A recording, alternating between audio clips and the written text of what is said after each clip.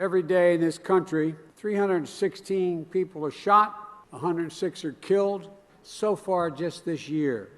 In the past year, nearly 45,000 Americans were killed due to gun violence, an average of more than 120 persons per day, according to statistics.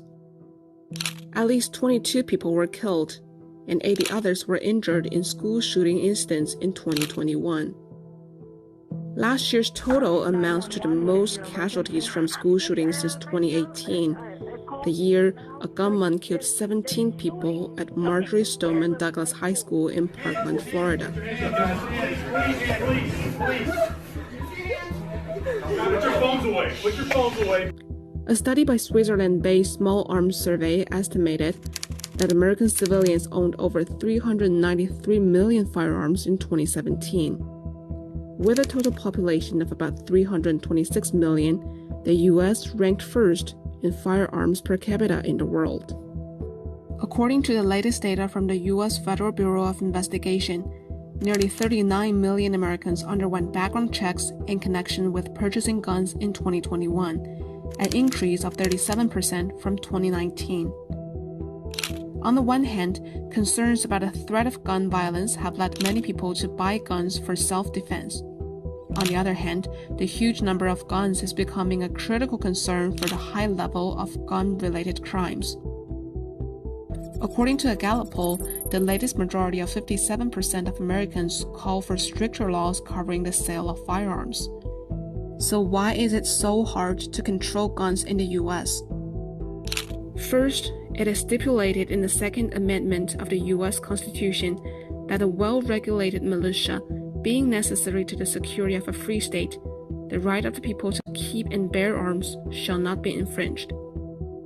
This amendment was enacted in 1791, reflecting the desire of the North American people who had just gained independence from Britain through the War of Independence, and to some extent met the needs of the Americans at that time.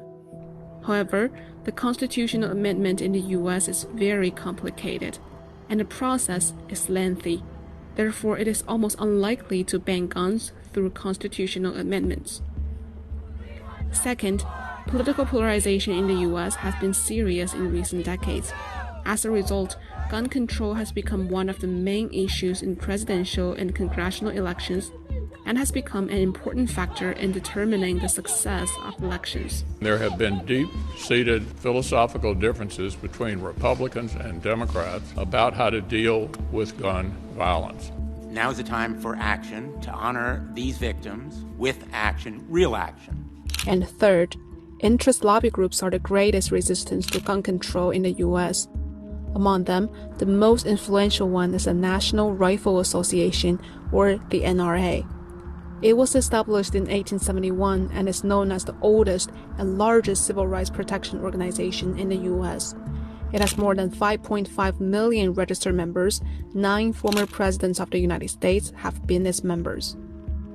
In recent years, those interest groups represented by the NRA have lobbied and blocked almost all gun control laws, making gun control more difficult. In March 2021, U.S. President Joe Biden set forth a program to reduce gun violence. This is not, it should not be a partisan issue. This is an American issue. It will save lives, American lives. But a year later, the death number of gun violence in the U.S. has not been reduced. Washington, D.C., 64 children injured by gun violence so far this year, 26 killed. It's enough. Yes, it's enough. Just weeks before, the Biden administration had announced additional actions and was committed to reducing gun crime and making communities safer. But will this time be different?